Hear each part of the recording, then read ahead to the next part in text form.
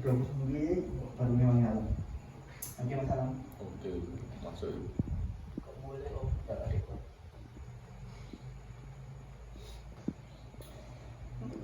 Ya Allah. wis. Oke kamu awalan. Nah,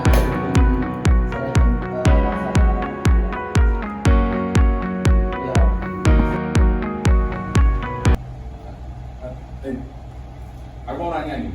ya oke. Nah, Nah, di sini buat kan kita ada tugas ini sih, ada tugas dari Pak Dwi tentang pemrograman controller. Di sini aku ambil judul rancangan dan implementasi sistem untuk pembakaran berbasis STM32 untuk optimasi efisiensi bahan bakar kendaraan. Nah, alasan kenapa aku pilih judul ini itu karena efisiensi pembakaran yang sekarang ini mulai murah dan mau mengurangi emisi karbon yang ada di jalanan gitu. Jadi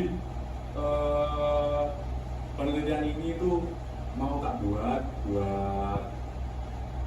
ya efisiensi kendaraan juga mengurangi polusi dari pembakaran yang keluar dari knalpot motor. Nah itu kalau menurut dari kalian itu gimana? Kalau menurutku ya bagus sih idenya. Itu kan ya kayak ke diri depan sadar juga kan. Jadi bagus sih. Kalau nggak jadi ataupun cocok itu kan keren aja. Kayak kamu gimana? bagus juga. Tapi untuk permasalahan tersebut itu terjadi kamu ambil aku lihat kan di sisi lain kan udah ada kayak motor yang kan yang dulu itu motor 2 tak, yang itu kan pemborosannya juga berlebihan. Terus naik ke 4 tak, nah 4 tak kan ada yang kali kargo, terus yang pakai injek. Berarti itu kembangnya kamu ambil dari situ. Dan permasalahan yang apa ya, teknologi yang terbaru tadi kan yang injection. Nah Oke. terus di penelitian ini, di judul ini ada pakai 3 sensor. Yang pertama itu sensor BS18B20 itu sensor suhu, terus sensor BMP 280 itu buat tekanan untuk di intake mesin kendaraannya. Lalu ada potentiometer sama menggunakan controller STM32. Nah di sini aku mau nanya saran sih sebenarnya buat ini kan, pertama penaruhan alat ini nanti di motor itu saran dari kalian itu gimana? Enaknya itu harus gimana? Kalau aku ya, itu kan motor itu kan yang paling untuk pembakarannya kan itu ada di blok mesinnya sendiri. Kalau menurut itu kan sensor temperatur itu harus nempel sama apa namanya blok dari itu biar itu apa masuklah panasnya itu transfer langsung sama benar panas. Walaupun di dalam itu kan susah, nanti kita nggak tahu panasnya itu gimana. Nah untuk tekanannya kan juga betul sih tetap di dengan apa namanya dari mesin tadi. Tapi kalau aku ya tanya, itu sensornya itu pakai D18B20 ya? Itu nantinya itu kan itu sensor telur. Itu maunya itu nanti nempelnya itu langsung apa gimana ya? Nah buat kalau telur atau enggak itu masih bingung aku buat apa namanya jelasin ini. Soalnya aku pakai ini juga buat ini toh, buat melengkapi. Soalnya aku masih belum nemu sensor yang pas. Dan aku mau buat saran aja jadi kalau misal ada sensor yang pas bisa kasih saran gitu. Bagus sih, tapi kalau masih sensor ya tapi DS18B20 sih cukup sih. Ya soalnya itu kan sensornya itu sensing besi sama besi gitu, jadinya cocok banget gitu. Tapi ya, itu dia skalanya itu kan biasanya digunakan jalur cairan gitu, temperatur. Tapi itu kan yes, BCS 18B20 itu kan juga nggak pencairan aja sih pengalamanku. Itu juga bisa dipakai di benda padat. Jadi nanti itu kayak kan itu kan dua mesin otomatis kan ada intake ada outtake. Nah itu bisa ditaruh di outtake aja kan. Oh iya, ya tahu apa tekanan kuatnya itu kan di panasnya itu dirasa banget kan, itu ada tekanan juga Iya. sama panasnya sekalian juga. Jadi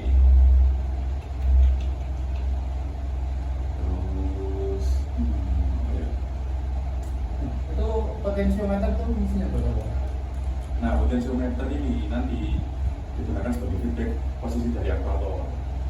Jadi kan ada ini coknya kan, di Ya. coknya. Nah, kalau misal si coknya ini bukaannya nggak terlalu ngebuka atau buat boros, itu nanti diatur sama servo motor, terus diatur sama diidentifikasi sama potensiometer, terus ngirim ke STM, lalu STM ngirim ke aktuator, yaitu servo motor buat mengubah bukaan coknya. Kalau menurut kalian itu gimana?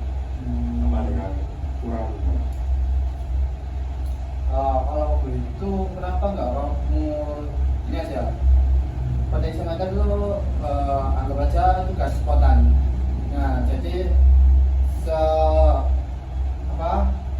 sebesar gas spontan kamu buka, maka potensiometer tersebut maka semakin kecil juga buat pengiriman bahan bakar tersebut.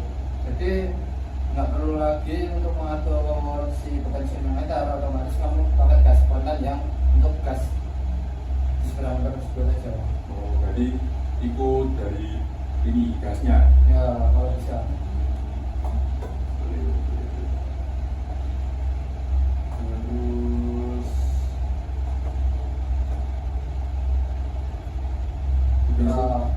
Terus Oke, di sini sudah ada satu contoh motor buat dijelasin tentang judul yang saya pakai.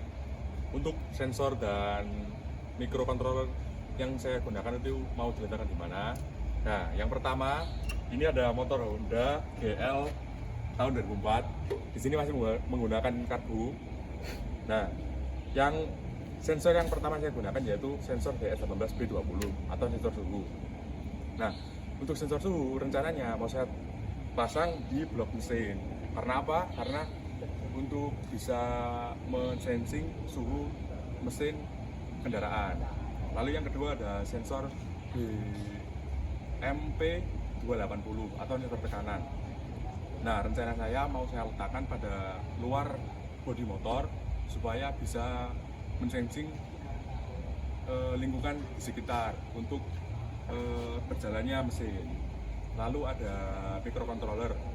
Untuk microcontroller sendiri ingin saya taruh di bawah jok atau di luar bodi, karena karena microcontroller sendiri itu tidak bisa terkena panas berlebih atau terkena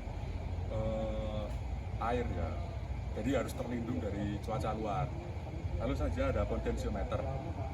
Untuk potensiometer sendiri itu akan saya taruh di dekat ini ujung dari karburator supaya bisa mengindikasi lah tentang bukaan dari cok itu tersendiri, dan dari cok itu tersendiri nanti bisa mengirim ke STM dan masing-masing sensor yang lain bisa mengirim ke STM. Lalu ada servo motor untuk membuka cok sehingga tidak terjadi pemborosan energi atau bahan bakar berlebih. Mungkin dari saya seperti itu. Cukup sekian, terima kasih. Satu, dua. Apa ini sampai bang? 411, 412. Lu aja. Oh ya, rumah samu dah.